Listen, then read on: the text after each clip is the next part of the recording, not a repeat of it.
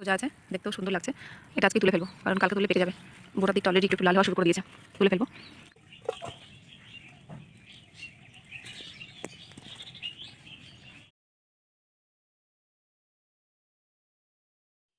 Hello everyone, good morning. Welcome back to my channel Gourav Rupa ভ্লগে নতুন একটি ভিডিওর সঙ্গে তোমাদের অনেক স্বাগত, অনেক ভালোবাসা। তোমরা সবাই কেমন আছো? আশা করছি সবাই ভালো আছো, সুস্থ আছো, আর আমরাও ভালো আছি। এখন সকাল 6টা বাজে। আজকের ব্লগটা আমি এখন থেকেই শুরু করছি। তোমরা পুরো ভিডিওটা প্রথম থেকে শেষ পর্যন্ত দেখতে থাকো, আশা করছি ভালো লাগবে। ঘুম থেকে উঠে বাসি কাজকর্ম করে ফ্রেশ হয়ে আমি চলে এসেছি এখানে সবজি কাটতে, তারপর রান্নাটা শুরু করব। প্রথমে আমি লাল শাকটাকে বেছে নিলাম, তারপর চলে এসেছি মাছ ধুতে। ফ্রিজে ছিল এই মাছের মাথাগুলো, পুরো বরফ হয়ে গেছে, কিছুক্ষণ জলে চুবিয়ে রাখতে হবে। এগুলোকে ধুয়ে পরিষ্কার করে নেব। ওদিকে মাও চলে গেছে মাছ কাটতে। এই দেখো বন্ধুরা, মা এখানে জিওল মাছ কাটছে। এই মাছ আমি কাটতে পারি না, কোনো জ্যান্ত মাছই আমি কাটতে পারি না। যে কই মাছ, লাঠা মাছ, জিওল মাছ, আর জিওল মাছের মাথায় মাথার কাছে তো হুল থাকে, কেমন কামড়িয়ে নেয়। আমি এগুলো কাটতে পারি না। যখন ওই বাড়ি ছিলাম মা কাটতো, এখানে এসে শাশুমাই কেটে দেয়। যাই হোক, দেখো কীরকম লাফালাফি করছে। মা এখানে মাছগুলোকে কেটে নিক, আমিও রান্নার জন্য সব কিছু গুছিয়ে নিয়ে রান্নাটা বসিয়ে দিই। চলো তোমরা পুরো ভিডিওটা স্কিপ না করে প্রথম থেকে শেষ পর্যন্ত দেখতে থাকো। লাল শাকটাকে কেটে নিয়েছি, আর পাশে লঙ্কাগুলোকেও চিড়ে নিয়েছি। এদিকে আমার কচু শাকটাও সিদ্ধ করা হয়ে গেছে।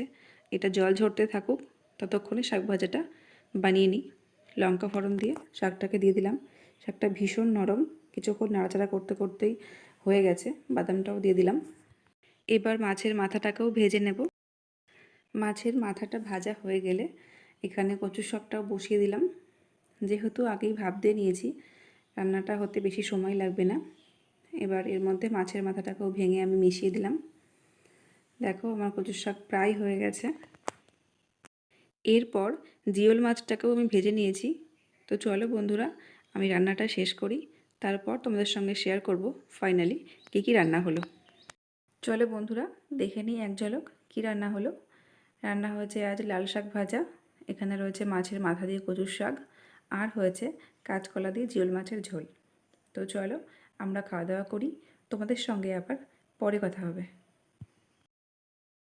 আমার রুমের অবস্থাটা একবার দেখো বন্ধুরা, চারিদিকটা পুরো অগোছালো হয়ে পড়ে আছে। এদিকে ড্রেসিং টেবিলটা পুরো এলোমেলো। সবটা ঠিকঠাক করে গোছাতে আমার যে কতটা সময় লেগে যাবে, এটা ভাবলেই আমার ভয় লাগছে। দেখো পুরোটা এলোমেলো। এদিকে শ্বশুর মশাইয়ের আবদার, মা আমাকে শরবত বানিয়ে দাও।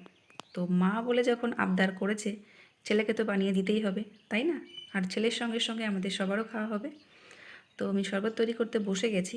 প্রথমে চিনিটাকে আগে থেকে জলে ভিজিয়ে রাখলাম, যাতে গলতে সময় কম লাগে। এরপর এর মধ্যে মিশিয়ে দেবো লেবুর রস। লেবুটা আমাদের গাছের লেবু, এখনও ভালো বড় হয়নি, রসটা একটু কম। এরপর এর মধ্যে দিয়ে দিলাম বরফের টুকরো, বেশ ঠান্ডা ঠান্ডা খেতে ভালো লাগবে। এরপর দিলাম বিট লবণ। শরবত আমাদের হয়ে গেছে। অন্যান্য দিনে আমি আখের গুড় দিয়ে তৈরি করি, আজ তৈরি করলাম চিনি দিয়ে, কারণ আখের গুড় দিয়ে তৈরি করলে মা আবার খেতে চায় না, তার জন্য চিনি দিয়ে করলাম। দেখো এখানে চাটনিটা একটু বড় হয়ে গেছে, ওই জন্য সাইড দিয়ে পড়ে যাচ্ছে। এখানে ছোট চাটনি হলে বেশি ভালো হতো। স্নান করে চলে এসেছি ছাদে জামাটা নিতে। এখন 3টে বাজে, এখনও রোদের তেজ কমেনি। দুপুরবেলা ভালো একটা ঘুম হয়ে গেল।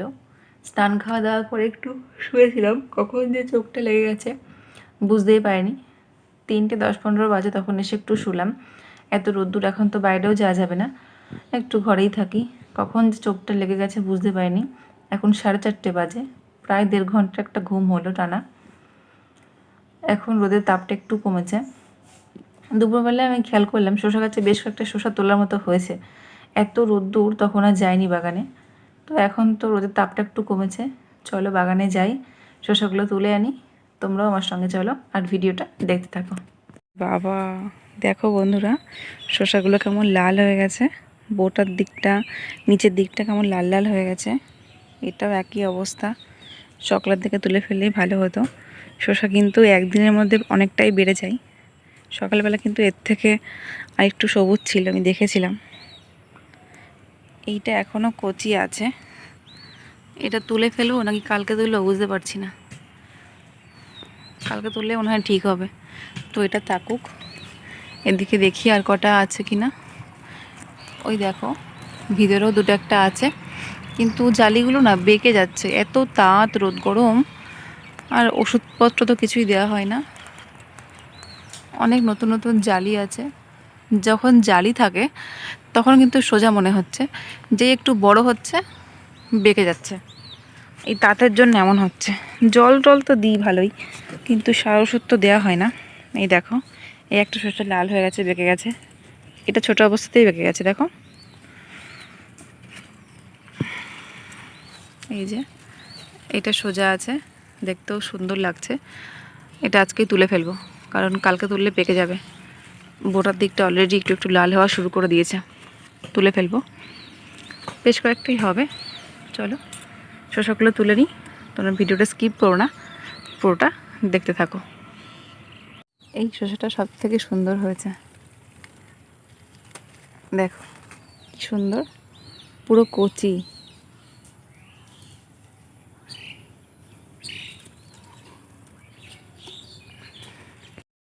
আরে পাতার মধ্যে আরেকটা শসা রয়েছে, আমি তো দেখিনি এটাকে।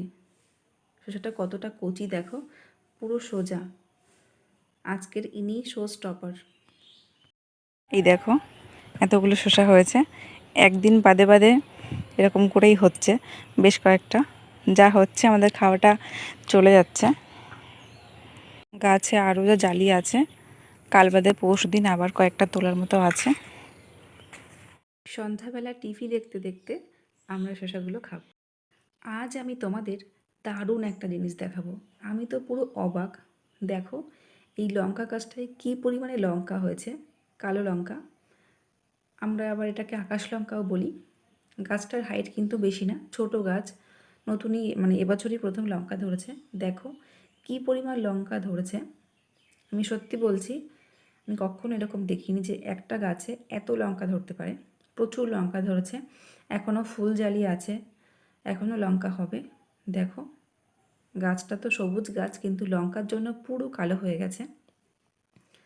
প্রচুর লঙ্কা ধরেছে, প্রচুর। আর এই লঙ্কাগুলো প্রচণ্ড ঝাল, তরকারির মধ্যে একটা দুটো দিলেই তরকারি ঝাল হয়ে যায়।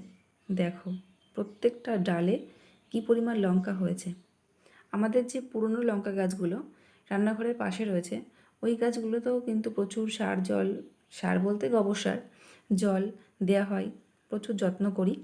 ওই গাছগুলোতে সেভাবে লঙ্কা এখনও ধরেনি, হয়তো পরে ধরবে। দুটো একটা গাছে ফুল এসছে আর একটা দুটো লঙ্কা ধরেছে, সেটাও আমি তোমাদের সঙ্গে শেয়ার করব। কিন্তু এই গাছটা দেখো বন্ধুরা, জাস্ট অভাবনীয়, এত লঙ্কা একটা গাছে ধরতে পারে। দেখো কি সুন্দর দেখতে লাগছে। আর এই গাছটা দেখো, এটা তো কি বলবো, একদম ছোট গাছ, 1 বিঘার একটা গাছ, পুরো 1 বিঘাত হবে। এই গাছটা আরও বেশি লঙ্কা ধরেছে। যখন রাস্তা দিয়ে সবাই যায় আমাদের বাড়ির সাইড দিয়ে, সবাই দাঁড়িয়ে থেকে দেখে যে এইটুকু একটা গাছে এত লঙ্কা ধরেছে। সবাই বলে যে বীজ রেখো, আমাদেরকে দিও, আমরাও লাগাবো। বিশ্বাস করো, তোমরা দেখতেও পাচ্ছ একদম ছোট একটা গাছ, 1 বিঘাত হবে, 6-7 ইঞ্চি মতো হবে, একদম ছোট গাছ। গাছটাও লঙ্কাতে পুরো কালো হয়ে গেছে। দেখো প্রচুর লঙ্কা ধরেছে, প্রচুর। ভেবেছি বীজ রাখবো আর নেক্সট বার অনেক লাগানো হবে। দেখো আর ফুলও কিন্তু রয়েছে, এখনও হবে। কেমন লাগলো বন্ধুরা কমেন্টে জানিও কিন্তু। এই দেখো আমি তোমাদের পাটকাঠি মেপে দেখাচ্ছি কতটুকু গাছ। এইটুকু গাছে যে এত লঙ্কা ধরতে পারে, পুরো অবিশ্বাস্য। এই সেই পুরনো লঙ্কা গাছগুলো, আগের থেকে বেশ অনেকটাই বড় হয়েছে। গোবর সারটা দেওয়া হয়, জল তো প্রত্যেক দিন দিই। এই দেখো কিছু কিছু গাছে ফুল এসছে, আস্তে আস্তে হবে হয়তো।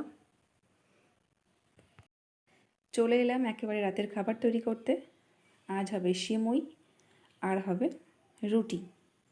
প্রথমে ঘি দিয়ে আমি হালকা একটু রোস্ট করে নেব সিমুইটাকে।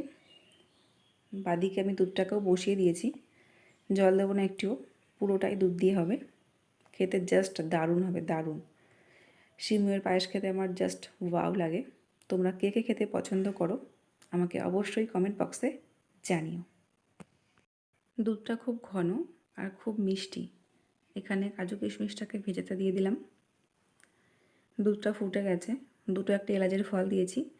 এবার কাজু আর কিশমিশটাকে এর মধ্যে আমি দিয়ে দিলাম। সিমইটা আমার ভাজা হয়ে গেছে, এবার দুধটাও ঢেলে দেবো। ভীষণ গরম, দেখো ঢালতে গিয়ে আমার একটু অসুবিধাই হচ্ছে। ফুটেও গেছে, সিমই আমার হয়ে গেছে। এবার নামিয়ে নেব।